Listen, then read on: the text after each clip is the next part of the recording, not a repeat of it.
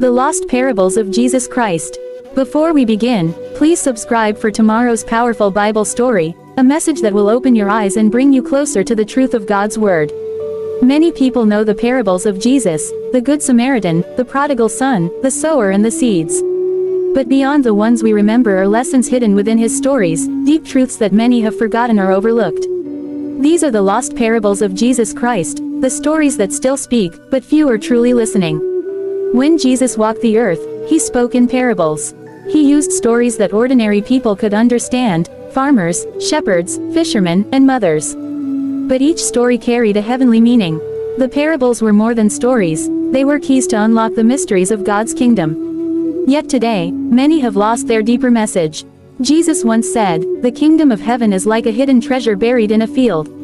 A man found it, and in his joy, he sold everything he had to buy that field." This story wasn't just about gold or silver. It was about the soul. The field represents the world, and the treasure is God's truth, His presence, His salvation, His Spirit. Many people walk through life and never see it. But the one who truly finds God's treasure will give up anything to keep it. Jesus wanted us to know that the greatest wealth is not in money or power, but in knowing Him. He also told of a pearl of great price. He said the kingdom of heaven is like a merchant searching for fine pearls. When he found one of great value, he sold all he had to buy it. This parable reveals a truth the world has forgotten, that our relationship with God is the most precious thing we can ever possess. Many chase fame, success, and comfort, but Jesus said the real treasure is worth everything you own, everything you are, and everything you could ever become. Then Jesus told a story about a fisherman who cast his net into the sea and caught fish of every kind.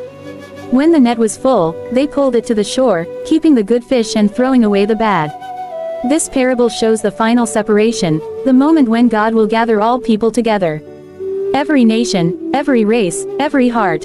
The good fish are those who followed truth, love, and righteousness. The bad are those who lived only for themselves. It's a reminder that our choices here on earth echo in eternity. But there's another parable, one that many overlook, the story of the two builders.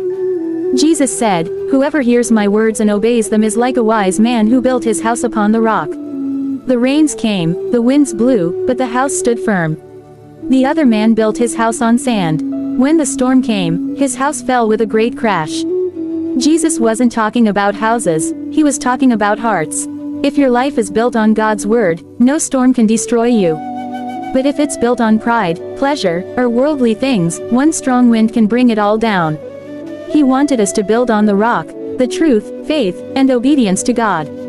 Then there was the parable of the 10 virgins. 5 were